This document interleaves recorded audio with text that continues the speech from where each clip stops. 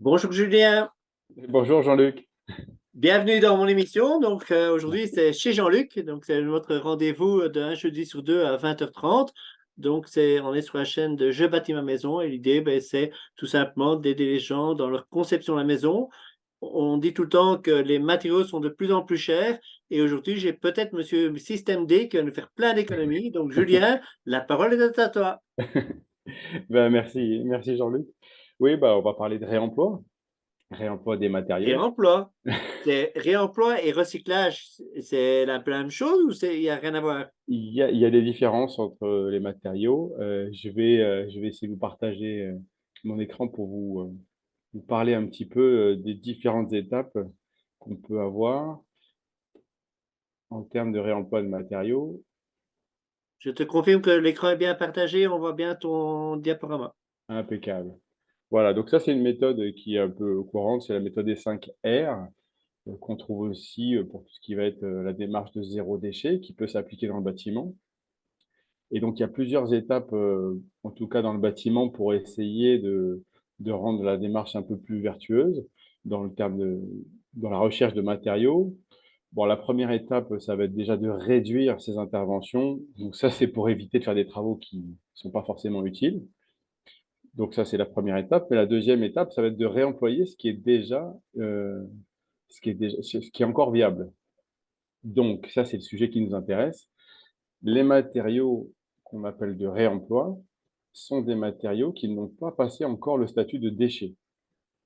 Par exemple, une fenêtre qui a des performances thermiques intéressantes, qu'on va déposer pour une raison X, peut être reposée dans un nouveau bâti si elle a les performances requises. Donc, on va parler de réemploi des matériaux qui sont vraiment encore performants et sains. Ensuite, on va parler de réutilisation pour des matériaux qui ont passé le statut de déchet. Je donne un exemple simple, une porte qu'on utilise en tant que porte. Si elle est réutilisée en tant que porte, elle sera réemployée. Elle n'a pas passé le statut de déchet. Par contre, si on la met à la benne et qu'on la récupère pour récupérer le bois et faire, on va dire, des tasseaux, des choses comme ça, on va parler de réutilisation de matériaux. Et la quatrième étape, ça va être le recyclage, où là, on va parler de la matière et non pas des matériaux. On va parler de la matière, où on va utiliser le bois pour, par exemple, le décomposer et faire de l'aggloméré ou des choses comme ça. Et la cinquième démarche pour les 5 R, c'est la responsabilisation. Donc ça, c'est pour tous les déchets qui ne peuvent pas être réutilisés, réemployés ou recyclés. Et donc, je pense à l'amiante, au plomb. C'est des choses qu'on doit forcément évacuer. Et donc là, il faut adopter une démarche responsable euh, pour, euh, pour protéger en fait les personnes de ces déchets dangereux. Dans responsabiliser, on va aussi avoir tout ce qui va être euh, une démarche sur les énergies renouvelables et sur les matériaux biosourcés. L'idée, c'est que si on ne peut pas réemployer ou réutiliser des matériaux, on pourra éventuellement utiliser des matériaux plus sains. C'est ce que je vais expliquer un petit peu dans les prochaines slides. Donc, première démarche, c'est de réduire. Le meilleur matériau que vous pouvez avoir, c'est un matériau qui est déjà sur place. C'est-à-dire que si vous voulez rénover, le mieux, c'est de garder en fait votre structure, par exemple. C'est ce qui consomme le plus d'énergie, c'est le béton, c'est le parpaing, c'est des choses qui existent déjà, qui sont sur place et qu'on pourrait réutiliser. Donc, l'idée, c'est d'essayer d'adapter sa construction au bâti existant. Donc, en gardant le maximum de choses qui sont viables. On pourra aussi réduire son intervention en rénovant par phase. Essayer de ne pas tout rénover d'un coup s'il y a des matériaux qui sont encore viables. Je pense à des enduits extérieurs qui sont encore sains. Bah, pourquoi les refaire si on ne fait que l'intérieur, par exemple? Donc, essayer de garder un maximum les matériaux qui sont en place. Première étape. Ensuite, dans la démarche des travaux, on va essayer de réemployer. Donc, on a plusieurs catégories. On va avoir les matériaux qu'on va utiliser à l'extérieur pour les espaces verts, les espaces piétons, des choses comme ça. On va avoir les lots architecturaux, les lots techniques et enfin la structure, qui est un domaine, on va dire, un peu plus compliqué à mettre en œuvre en réemploi parce que ça demande beaucoup de justification. Mais c'est possible. Et le deuxième aspect, ça va être le réemploi in situ ou ex situ. C'est-à-dire que Le mieux, c'est de récupérer des matériaux qui sont déjà dans votre bâtiment. Ça, ça fait un circuit court.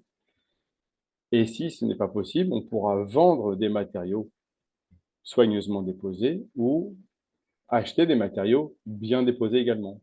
Pour ça, il y a des ventes aux particuliers, il y a des ventes aux professionnels, il y a des recycleries, il y a des sites internet qui mettent en vente des matériaux. Et donc tout ça, c'est principalement de la vente en ligne. Donc dans les matériaux, pour bien expliquer le vocabulaire, j'ai mis quelques photos. On a par exemple des portes d'entrée qu'on voit sur la photo. C'est des portes qui ont été installées dans des showrooms.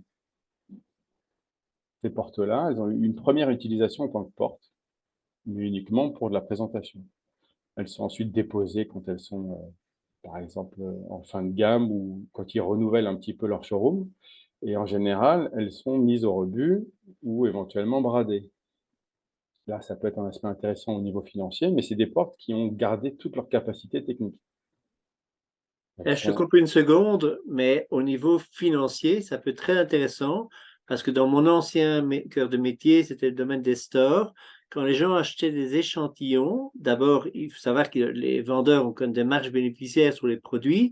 Et sur les marges bénéficiaires, généralement, les fabricants accordent de l'ordre de 60 à 70% de remise encore supplémentaire. Donc, le matériau, par rapport au prix normal, est peut-être à 10-15% de sa valeur. Donc, si la personne le vend déjà au prix qu'il a eu à l'époque, c'est déjà un prix ridicule. Et généralement, quand ils s'en débarrassent, ils font encore la moitié de ce prix-là. Exactement. Moi, sur les photos qu'on voit là, j'ai pris celle qui est marron sur la photo. On l'a achetée, la valeur neuve était de 3500 euros. On l'a achetée 500 euros. Belle économie. C'est QFD.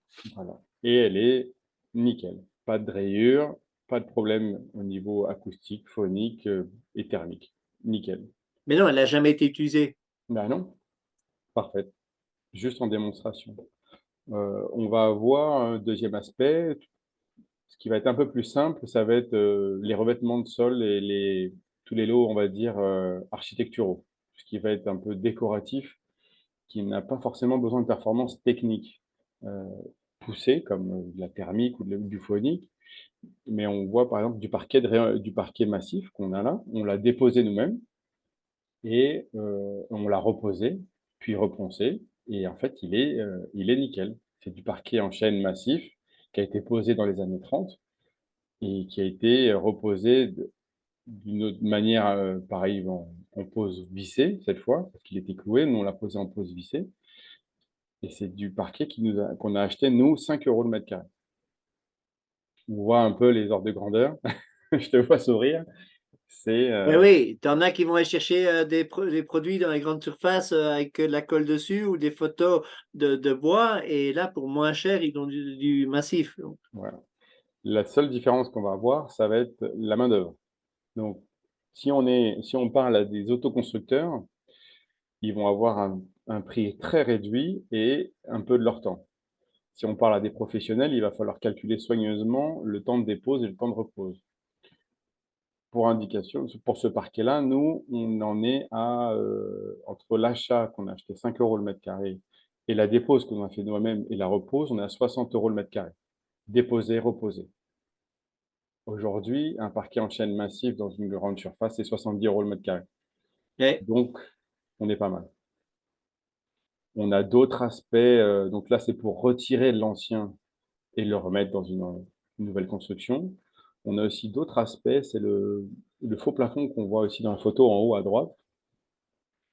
C'est pas du lambris, c'est du contreplaqué peuplier. Donc ça, c'est du contreplaqué qu'on a acheté sur une plateforme euh, dans notre région. Ça vient en fait de rebuts d'industriels. Un industriel qui fait de l'export, qui a des plaques de contreplaqué d'1,22 m. Il les a découpées en 1 m pour les vendre aux normes de l'étranger. Et il lui reste des bandes de 22 cm qu'il met au rebut. Et donc, il y a un circuit qui a été créé pour pouvoir récupérer et revendre ces matériaux-là. Et le contreplaqué, on a pu l'acheter 8 fois moins cher que le prix du neuf, en bande de 22 cm. L'idée, c'est d'essayer d'adapter aussi l'aspect architectural à tout ça. Et la photo en bas à droite, ben là, c'est une poutre de charpente qu'on a récupérée aussi. Donc, nous, on l'a acheté sur le Bon Coin. On l'a acheté à un professionnel qui le revendait. Et, euh, et en fait, c'est une poutre qui date de, je sais pas, peut-être il y a 50, 60 ans, qui est en parfait état, qu'on a pu redimensionner, retravailler et reposer en tant que structure. On n'a pas eu de souci assurantiel pour cette partie-là, puisqu'on était en autoconstruction. Donc, on a assumé Ok. pleinement la responsabilité. Maintenant, ça me fait rigoler quand je vois ta poutre, parce qu'en fait, mon ancienne maison en Belgique, puisque avec mon accent, tu as quand même entendu que je viens un petit peu du Nord, c'est une maison de 1850 qui était montée tout avec une ossature bois, déjà à l'époque. Et quand je discutais un peu avec des anciens, tu sais, ton ossature bois, elle n'est pas de 1850. Elle est peut-être du 1600, 1650, quelque chose comme ça. Parce qu'en fait, à l'époque, c'était très simple. Ils construisaient un endroit. À un moment donné, ça s'écroulait, où il n'y avait plus d'eau, où il n'y avait plus de nourriture en suffisance là où ils étaient. Ben, tout simplement, là, ils récupéraient toute la structure de la maison pour aller déposer et la remettre ailleurs. Et du coup, tu te retrouvais déjà avec toutes ces notions que tu es en train de nous dire. Et ça, il y a déjà 300-400 ans, quoi. Ce n'est pas nouveau, hein. Le réemploi, c'est une technique très ancienne qui s'est arrêtée, on va dire, principalement dans les années 50, quand on a commencé à industrialiser un peu tous les matériaux, essayer de normer au maximum pour la reconstruction d'après-guerre, et on a commencé à oublier le réemploi au profit du neuf. Mais on va dire, à l'échelle de notre vie, c'est quand même très récent. Alors, je te fais juste une petite parenthèse pour ceux qui regarderont la vidéo la semaine prochaine, parce que hier, j'étais sur un chantier participatif avec une construction en mur en pierre sèche. Et puis, à un moment donné, il nous manquait quelques paires d'angles. Alors, on a été sur un petit dépôt récupérer 3-4 pierres parce que d'une autre maison qui est tombée en ruine. Et du coup, on a trouvé exactement celle qu'il nous fallait. Circuit court, parfait. Voilà, donc là, donc on est dans la démarche réemploi. Il y a des définitions qui ont été faites par les autorités. Sur le réemploi, c'est un matériau qu'on prend et qu'on réutilise dans sa même destination de base. Donc un parquet en parquet, une fenêtre en fenêtre, une poutre en structure, c'est du réemploi pur et dur. Il y a des petites nuances, l'ADEME met des petites nuances sur la définition du réemploi pour essayer d'englober un peu la réutilisation. Donc ça, c'est la prochaine slide. La réutilisation, on passe par le statut de déchet normalement, toujours. C'est-à-dire que ce qui est réutilisé, c'est au niveau de la responsabilité du maître d'ouvrage, c'est passé par le statut de déchet. C'est vraiment différent au niveau assurantiel. Et c'est ce qu'on voit sur la photo que j'adore, que j'ai emprunté à Velastock. Velastock, c'est des architectes qui sont pionniers dans l'histoire du réemploi en France, qu'on fait énormément pour le réemploi. Et ils ont eu tout un tas d'idées tout aussi magnifiques les unes que les autres. Et celui-là, on voit par exemple typique de la réutilisation et pas du réemploi. Une porte n'est plus une porte, elle devient bardage bois. C'est plus la même utilisation, mais on l'a réutilisée ailleurs. Donc il a fallu peut-être un peu la transformer, peut-être la redécouper, uniformiser, mais en tout cas, ils ont gardé les portes. Donc là, on est dans la réutilisation. C'est souvent ce qui est le plus emblématique en fait du réemploi au sens large, c'est que ça marque les esprits, je trouve, et ça fait une bonne pub. C'est-à-dire que une façade comme ça, c'est vraiment dire on ne jette plus, on réutilise le plus possible. Et ça permet aux architectes de s'exprimer au niveau artistique. C'est vraiment la réutilisation, détourner l'usage, fait en sorte que les gens en fait se sensibilisent à la récupération des matériaux. Donc, Tout à fait. il y a plein d'autres idées. Si vous fouinez sur le net, vous avez tout un tas de choses qui sont magnifiques.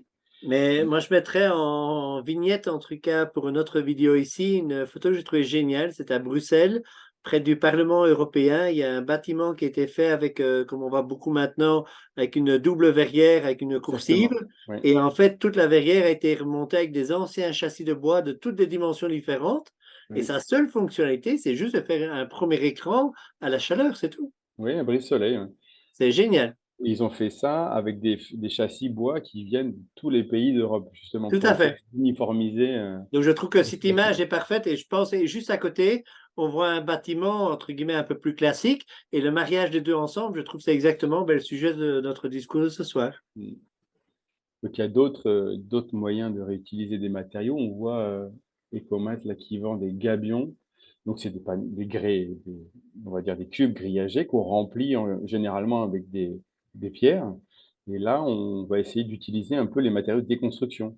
Donc, ça le rend esthétique par couche un peu millefeuille. On a de la brique, de la pierre. Voilà, on va essayer d'alterner un petit peu les matériaux.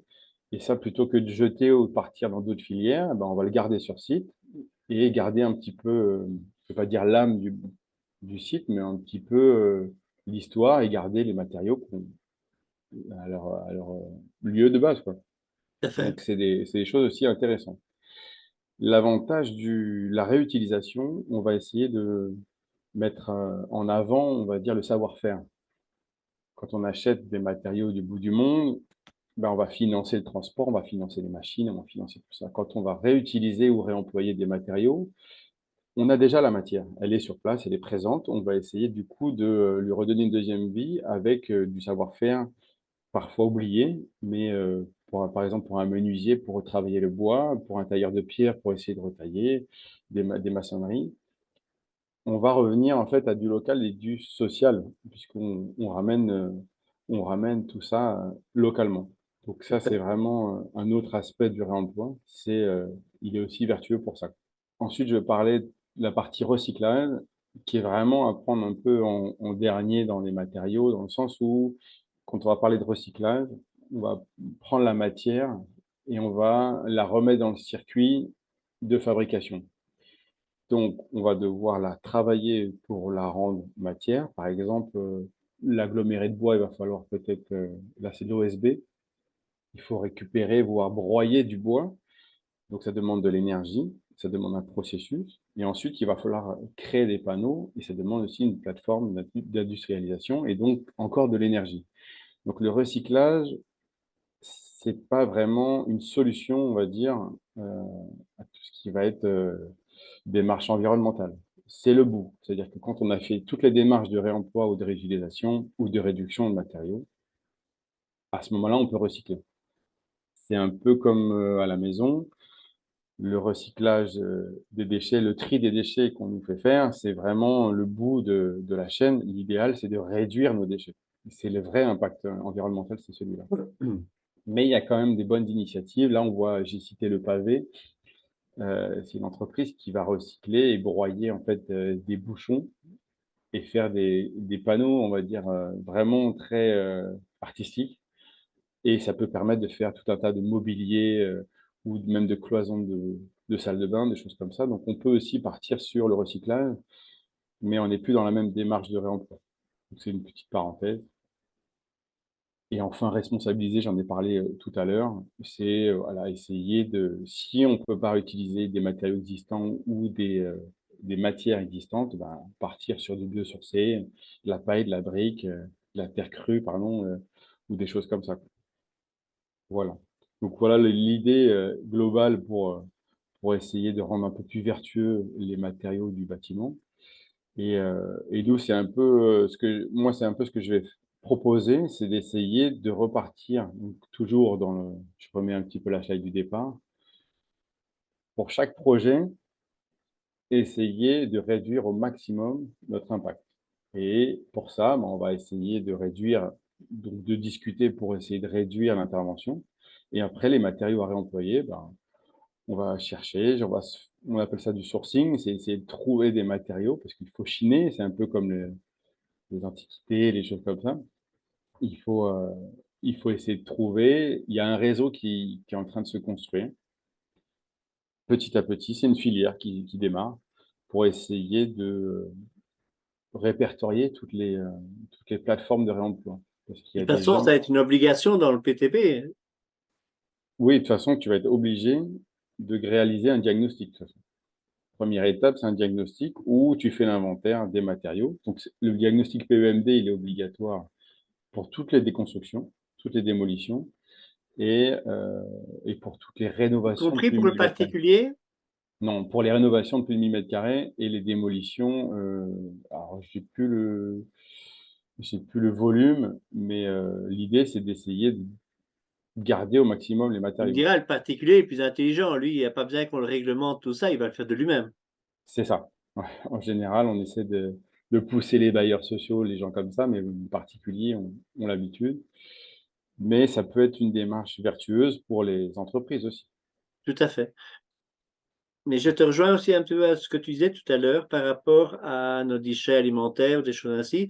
Effectivement, quand on fait les courses, la première chose, c'est de dire, tiens, qu'est-ce qu'on a réellement besoin d'acheter? Comment est-ce qu'on l'a acheté et comment est-ce qu'il est emballé? Et tu peux avoir Exactement. le même raisonnement quand tu as un projet de construction de maison. Alors, soit c'est dans le cas d'une rénovation, donc là, il va y avoir tout ce qui est démontage et de ça, de voir qu'est-ce qu'on peut maintenant réutiliser d'une manière ou d'une autre. Et si on parle d'une nouvelle construction, quelles sont les ressources locales? Si par exemple, ben, on a fait du terrassement, la récupération des terres, on a des bois locaux pas très loin, donc ça va être ça qu'on va privilégier. Mais avant même de commencer à regarder qu'est-ce qu'on peut utiliser de manière la plus locale possible, c'est déjà de bien analyser ses besoins, parce que est-ce qu'on a réellement besoin d'une maison de 150 mètres carrés? Si on analyse bien ses besoins, peut-être qu'on va se trouver quelque chose de plus petit et on vient déjà de faire une sérieuse économie. Oui. Et ça te permettra d'avoir des matériaux peut-être un peu plus nobles, qui Tout vont à fait. durer plus dans le temps, qui seront plus performants. Voilà. De toute façon, réduire et minimiser un petit peu, la dimension de nos habitats et la provenance de nos matériaux, c'est sûr que ça a une démarche vertueuse pour ça et financièrement, c'est intéressant. Alors, elle est un peu forcée, je dirais, à cause de l'aspect financier maintenant qui devient de plus en plus compliqué pour tout le monde. Mais d'une autre manière, tant mieux, parce que ça veut dire qu'on va un peu rationaliser, puisque de toute façon, d'ici 2050, il y aura un problème sur la partie d'artificialisation des sols. Donc, de toute façon, à un moment donné, on doit commencer à être un peu intelligent. Les mètres carrés à bâtir seront de plus en plus compliqués à obtenir. Donc, Mmh, soyons intelligents de l'utiliser à bon escient, en tout cas. exactement. Ouais. Donc il y a des idées un peu, reçues sur le réemploi, l'idée, c'est d'essayer de se lancer. Moi, c'est le conseil que je donne un peu, on va dire aux maîtres d'ouvrage et aux entreprises. Il y a pas mal d'entreprises qui nous disent: «C'est trop compliqué, les clients n'en veulent pas, je ne pourrais pas assurer, des matériaux déjà utilisés avant». Tout à fait. Moi, le conseil que je donne, c'est d'essayer de faire petit.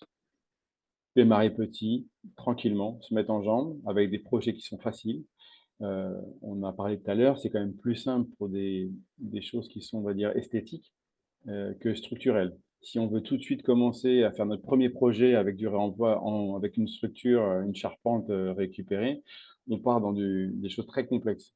Il faut essayer de se lancer et puis de rendre un petit peu la chose, automatique.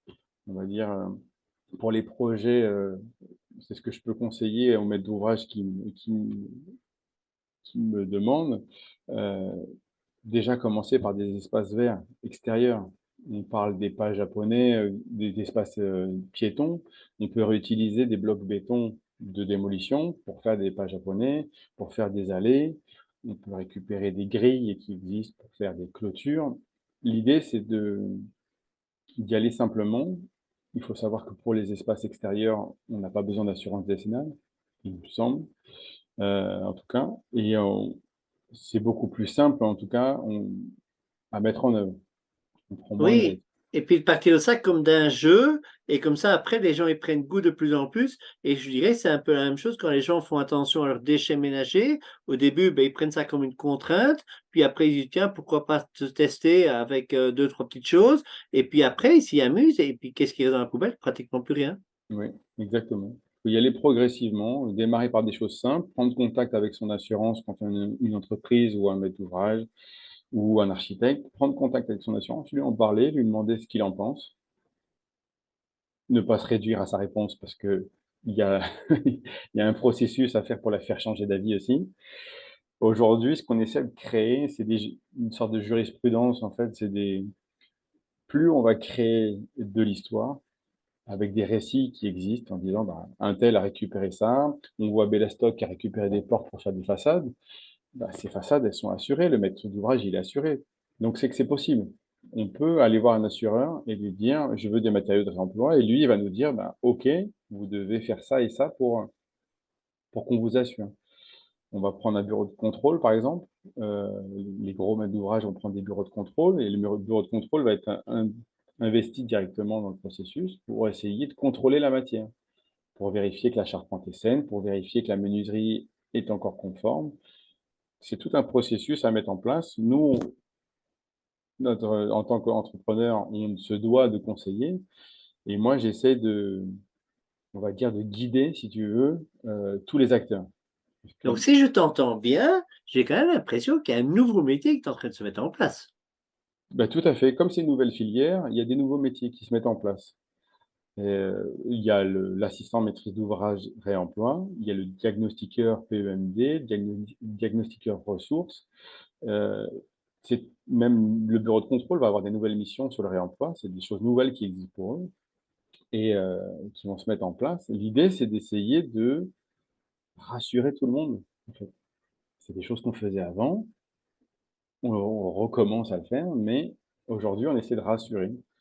Et Et ça, c'est dans le contexte, là, tu parles, à mon avis, plutôt d'entreprise, mais pour le particulier, ce type de métier peut se faire accompagner aussi. ils peuvent se faire accompagner, bien sûr. On est, on est, on n'est pas sachant et en même temps, on a cette mission-là. Quand on autoconstruit, on se doit de tout savoir et en même temps, on n'est pas forcément du métier. Donc, il y a des manières de se faire accompagner, que ce soit de l'accompagnement pour trouver des matériaux, l'accompagnement pour aller voir les assurances ensemble, pour avoir les bons mots, pour avoir comment on peut dire, les bonnes méthodologies, pour vérifier un matériau. Je donne un exemple pour la charpente. L'idée, on ne peut pas s'improviser charpentier. C'est un métier. Par contre, on peut se faire entourer d'un charpentier. Un charpentier peut vérifier si le bois est sain ou non. Il connaît la matière, il a l'habitude de la travailler, donc il peut dire si la matière est bonne. Donc à s'accompagner d'un charpentier pour vérifier sa charpente et prendre toutes les dispositions pour être serein au moment de la mise en place, c'est possible. Bien sûr. Pareil pour les fenêtres, pareil pour le parquet. L'idée, c'est d'essayer de trouver les réponses, si tu veux. Et quand on est auto-entrepreneur, on a beaucoup, pas auto-constructeur, pardon, on a beaucoup de questions. Beaucoup qu'on cherche un peu partout. Et donc, il y a ces nouveaux métiers. L'accompagnement à l'autoconstruction, c'est un métier qui se crée et c'est nécessaire, je pense, pour bien bâtir une maison. Je pense. Et puis aujourd'hui, avec le prix des matériaux, mais tu nous as cité déjà quelques prix tout à l'heure. Je pense que les gens qui n'arrivent pas tout à fait à clôturer leur budget, ça peut être une sage décision. Je prends sur un exemple de la maison que j'avais de nouveau en Belgique. On a créé dedans un gîte et c'était une ancienne grange. Donc ça, c'est assez facile parce on démarrait d'une feuille blanche. Et puis, j'ai trouvé des portes, mais magnifiques, qui dataient d'une maison de je ne sais pas quelle année, mais à mon avis, c'était 1700, 1800, quelque chose comme ça. Et en fait, on a construit toutes les cloisons en fonction des portes qu'on a trouvées. Et C'est ça. effectivement, si je pars d'un projet où je peux obtenir de très bons prix près d'un vendeur ou l'autre châssis parce qu'un client a refusé la commande, parce qu'il y a deux griffes ou parce que le gris n'est pas le râle exactement qui était prévu ou quoi que ce soit, mais peut-être que là, on peut avoir un très bon prix. On collectionne tous ces éléments-là qu'on va remiser quelque part. Et quand on a assez d'éléments, on prévoit de faire son permis de bâtir en fonction de tous les éléments que tu as pu récupérer. Ça serait le mieux, mais c'est pas forcément simple. Il C'est-à-dire faut plus de que temps. si on pouvait avoir, voilà, si tu pouvais avoir tous les éléments avant de construire ta maison, c'est l'idéal, mais ça reste quand même difficile à faire. C'est-à-dire que tu peux aussi t'adapter. Tu peux faire des permis de construire modificatifs. D'accord? Nous, c'est pour notre maison, c'est ce qu'on a fait. On a fait un permis parce qu'on a construit une maison neuve, quasiment avec que des matériaux de réemploi. On a fait un permis et on a adapté ensuite, on a fait un permis modificatif avec les changements de dimension de fenêtre. Puisque comme on a trouvé des fenêtres qui ressemblaient, on n'a pas changé radicalement le projet, mais quand la fenêtre elle est écrite à 1,40 m et qu'elle fait 1,20 m, eh ben, tu modifies le plan, tu mets 1,20 m et après tu redemandes une validation de ton projet. C'est des Ça coûte petites moins cher que modifications. de faire un nouveau permis de construire, Ouais, effectivement. aussi, ouais. Et puis après, le permis, c'est surtout l'enveloppe de la maison. Mais pour tout ce qui est à l'intérieur, tu peux aussi t'adapter Oui, de toute l'intérieur, façon. ça, c'est pas grave. Du coup, c'est vrai qu'il faut s'adapter en permanence. C'est-à-dire que on cherche des matériaux, mais on les trouve pas forcément exactement comme on a prévu de les trouver. Il faut savoir saisir l'opportunité et être un peu souple au niveau du calpinage, au niveau de l'organisation des pièces et puis de se dire: «Bah, voilà, j'ai trouvé tel gisement de matériaux avec tant de mètres carrés, qu'est-ce que je peux faire avec dans ma maison?» On a trouvé, nous, des gisements de comment on appelle ça? De parquet, où on a pu faire les chambres avec. Ensuite, on a trouvé un autre gisement avec un parquet différent, on a pu faire le salon. Il faut s'adapter, voilà. Il faut, en fonction de ce que tu trouves, voir si ça peut s'intégrer à ton projet. Et là où ça peut être intéressant de se rapprocher d'un architecte, par exemple, ou un architecte d'intérieur, c'est pour l'esthétique, parce que on récupère des matériaux un peu de partout. L'idée, c'est de créer une harmonie et de pas faire une maison patchwork. Patchwork, tout à fait. Voilà. Et essayer de trouver des matériaux qui s'assemblent entre eux, quoi. Tu pourrais nous donner un peu une idée sur l'enveloppe complète de ta maison, le montant que tu as économisé? Montant économisé, je sais pas. Je peux dire combien nous, on a dépensé. On a une maison qui fait 124 mètres carrés et en matériaux, on a dépensé 123 000 euros. On a des prestations qui sont assez nobles. On a donc la charpente apparente qu'on a fait traditionnellement. On a du parquet en chêne massif. On a des belles prestations. On a de la tomette dans la cuisine.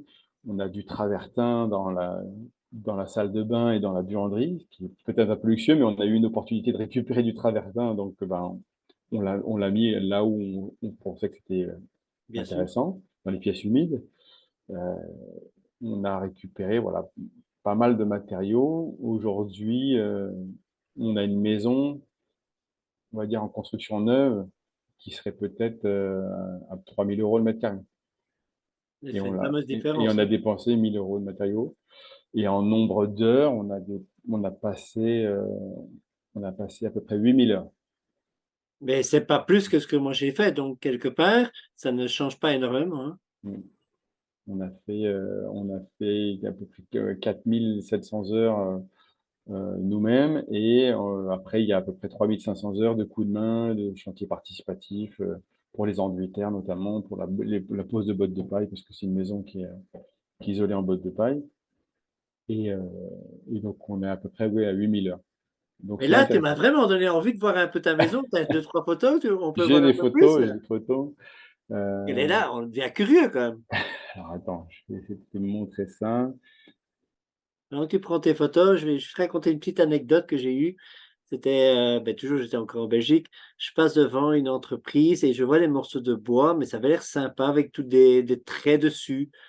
Et je m'arrête et je dis au monsieur, tiens, qu'est-ce que vous les avez fait? Vous avez jeté ça ou quoi que ce soit? Il me dit, Ouais. pourquoi vous trouvez ça joli? Je dis, oui. Ah ben alors je vous les vends, qu'il me dit. Et puis je discute un peu plus avec lui. Et puis il me dit, mais est-ce que vous savez au moins c'est quoi mes bois qui sont là? Je dis, mais absolument pas, ça a l'air très esthétique. Tu avais l'impression d'avoir tous des traits, je mettrai une photo, mais très irréguliers. Il Ok. dit, mais si je dois vous les vendre au nombre d'heures de travail, de sueur qu'on a mis dedans, vous n'auriez pas les moyens de me les acheter. Et en fait, c'est ce qu'ils appellent des bois de peine. Quand tu coupes des pierres tombales, ils mettent un bois en dessous des traits de coupe. Et à force d'avoir des traits, ben, ce bois devient moins solide. Et du coup, à un moment donné, il remplace. Et il m'a dit la chose suivante, mais puisque vous trouvez ça joli, je ne vais pas non plus abuser, je vais vous les vendre au prix d'un chevron neuf. D'accord. Et je trouve qu'on a fait un truc tout à fait intéressant. Après, j'avais récupéré ça pour en faire un meuble à chaussures. Et puis, quand on est venu ici avec l'autoconstruction de notre maison, je me suis dit, ces bois, il faut les intégrer dedans. Et que quand les gens passent le seuil, directement, ils le voient.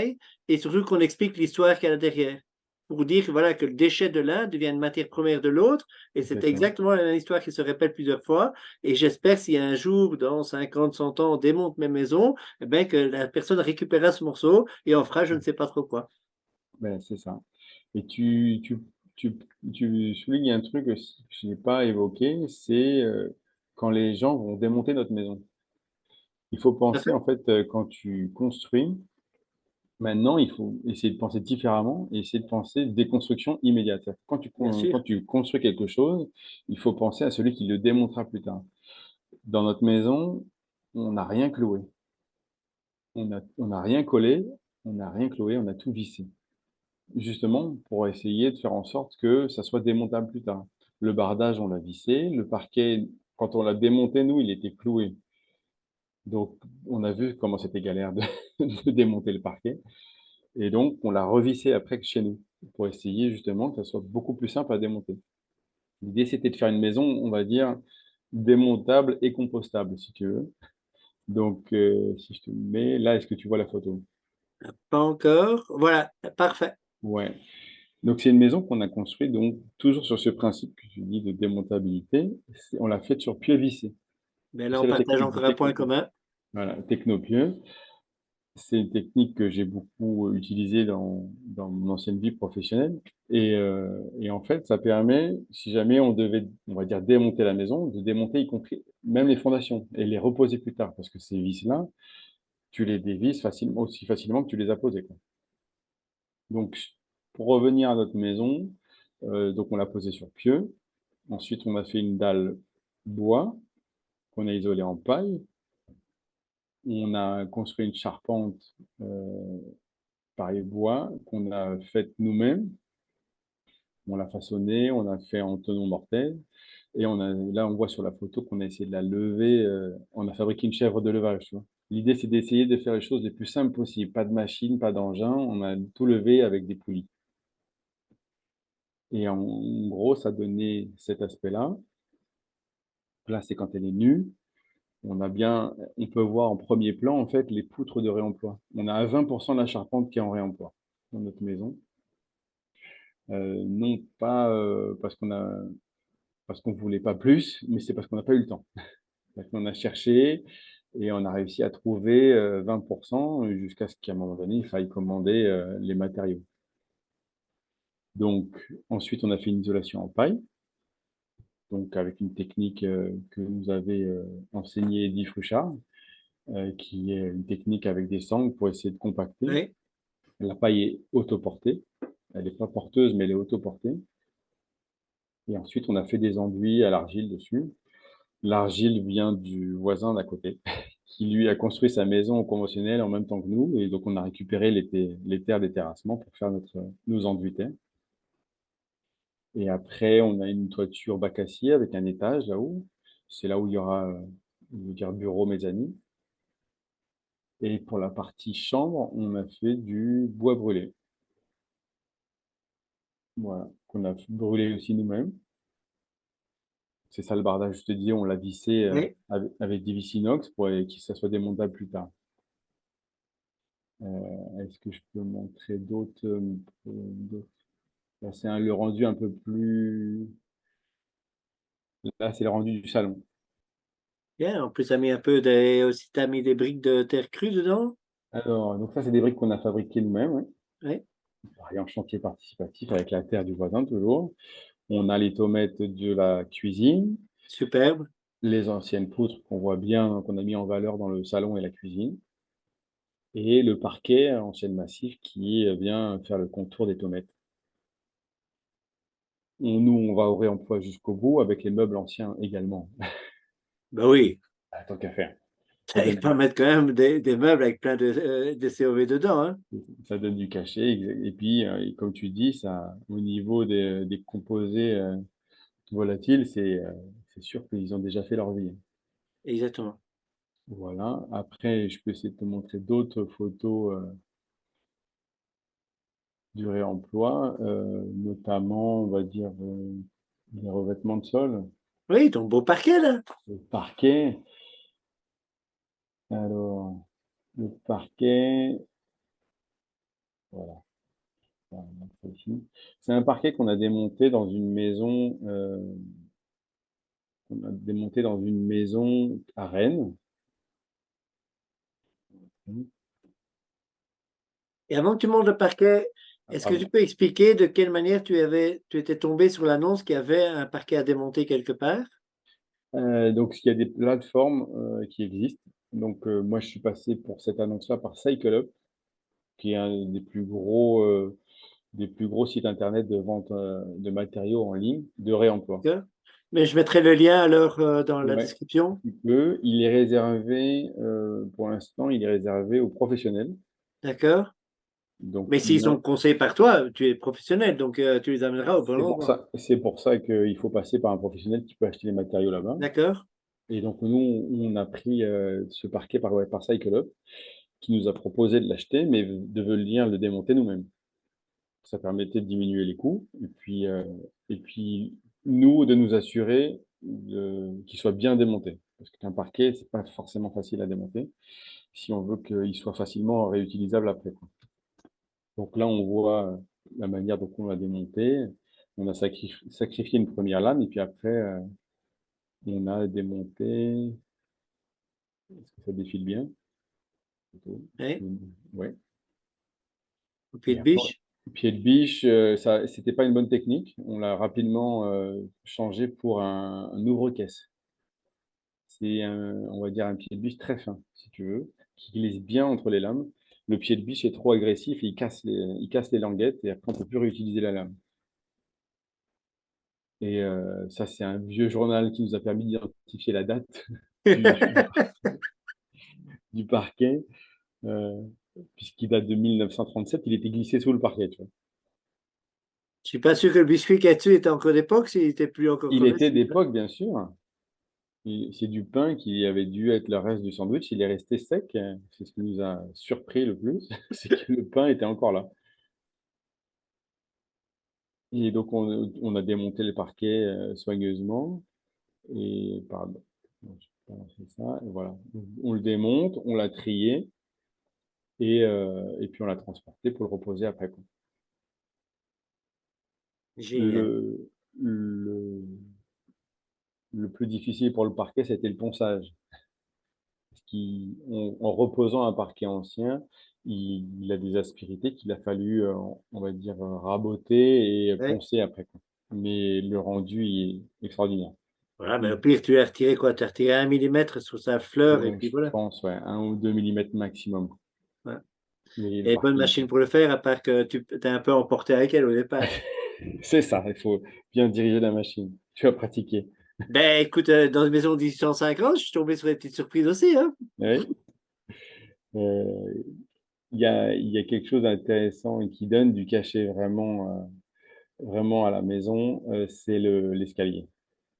L'escalier, franchement, on l'a récupéré, chez un menuisier de notre village, en plus, qu'on a été voir à l'époque parce on voulait éventuellement lui faire un devis pour des menuiseries. Euh, et en discutant avec lui réemploi, il m'a dit, bah, j'ai un escalier que j'ai démonté il y a 3 ans, qui traîne dans mon hangar. Il m'a dit, si vous voulez, je vous le vends, quoi. Donc, c'est ce que je te partage là. Ouais, c'est un escalier qui était dans une ancienne mairie, qui était en ormeau. Donc c'est un bois ancien. Et on l'a retravaillé, redécoupé. On a enlevé quelques marches parce qu'il était trop haut.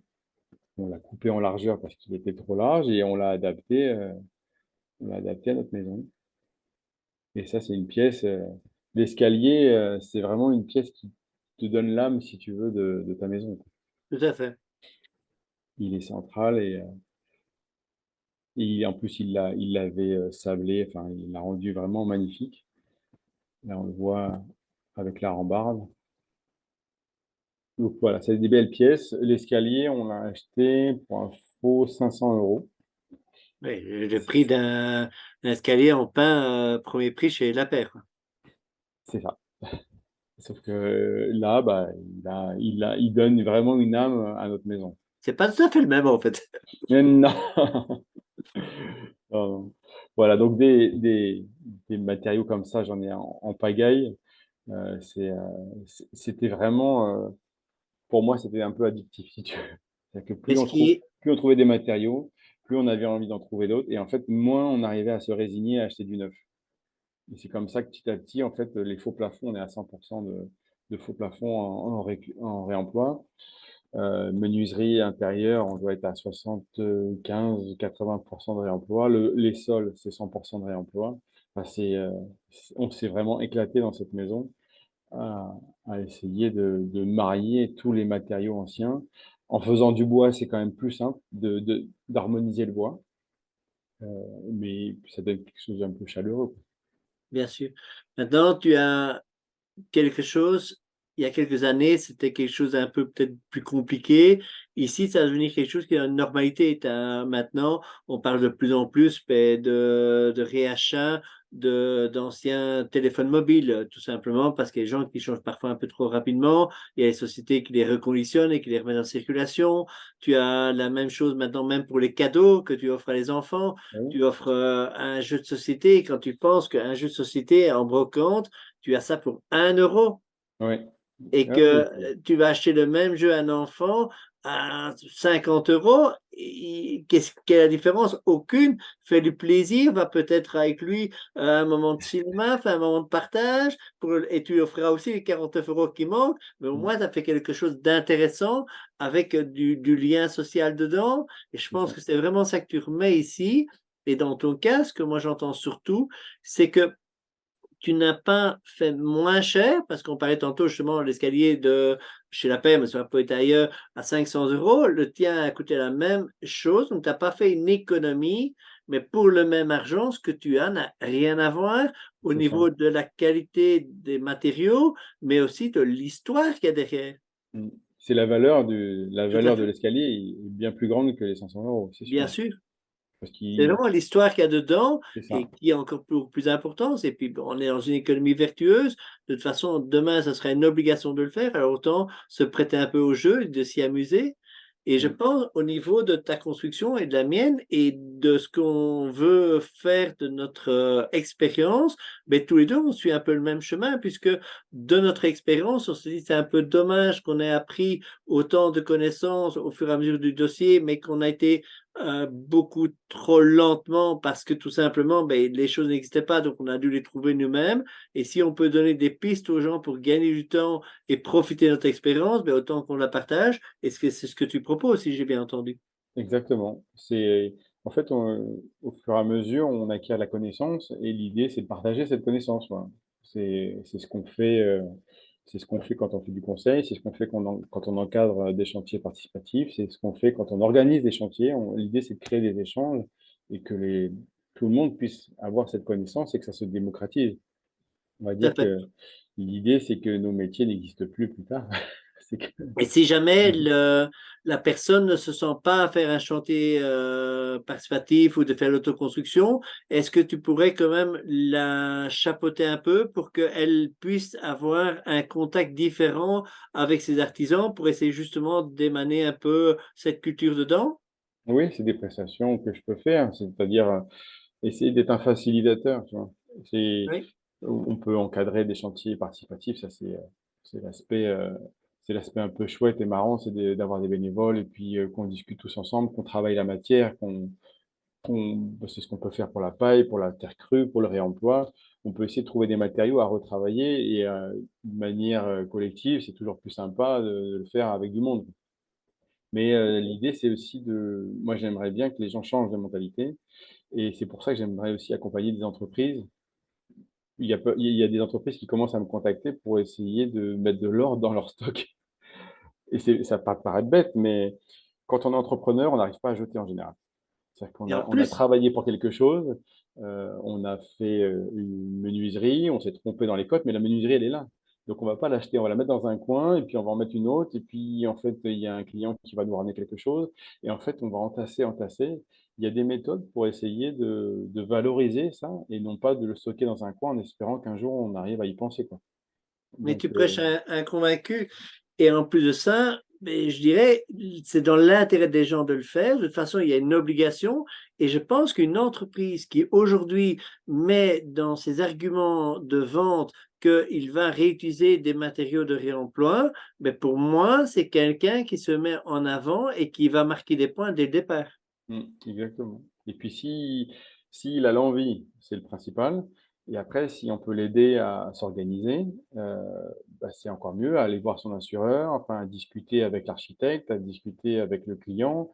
Parce que le client, il a peut-être une idée précise de ce qu'il veut et si jamais on peut essayer de faire changer d'avis sur un matériau heu, qui est déjà là ou qui peut être réemployé, ben, c'est aussi une étape qui est intéressante, c'est de discuter pour, changer le programme et passer avec des matériaux qui existent déjà.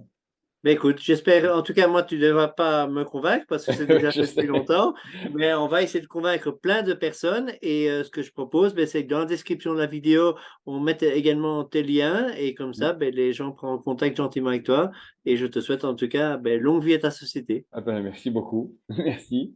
Et je te Et dis à merci. bientôt. Un tout Ben, grand ça merci marche. pour l'invitation. Ben, merci à toi. À très À bientôt. bientôt. Au revoir. Bon.